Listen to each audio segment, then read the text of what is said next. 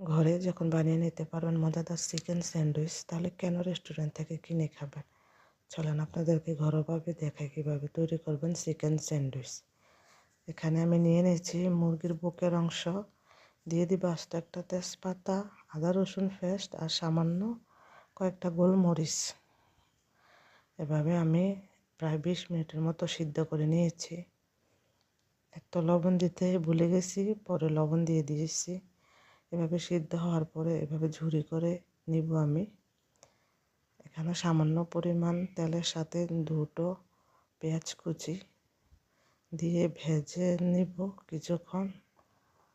তারপর দিয়ে দিব সামান্য পরিমাণে লবণ,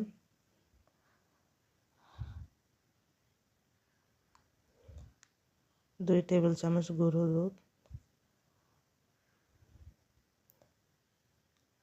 আর হাফ টেবিল চামচের মতো কালো গোলমরিচ দিয়ে দেবো আগে থেকে জুড়ি করে রাখা মুরগির মাংস।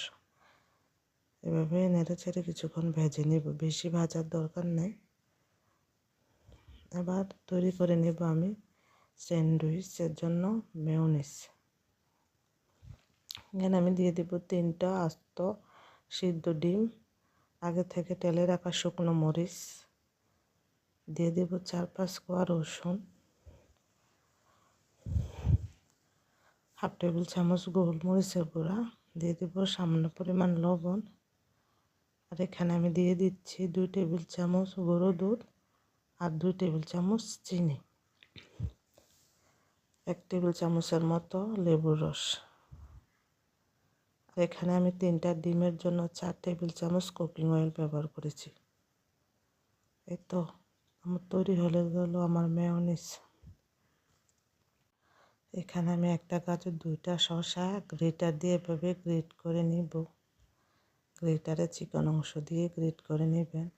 তারপর শসা গাজর থেকে এভাবে এক্সট্রা পানিটা চিপে বের করে নেবেন।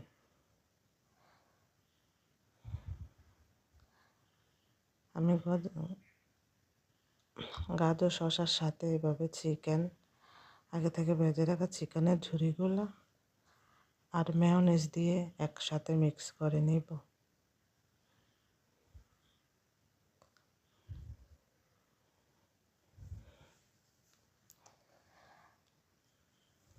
তারপর আপনারা পাউরুটির সাইডগুলো এভাবে কেটে নেবেন।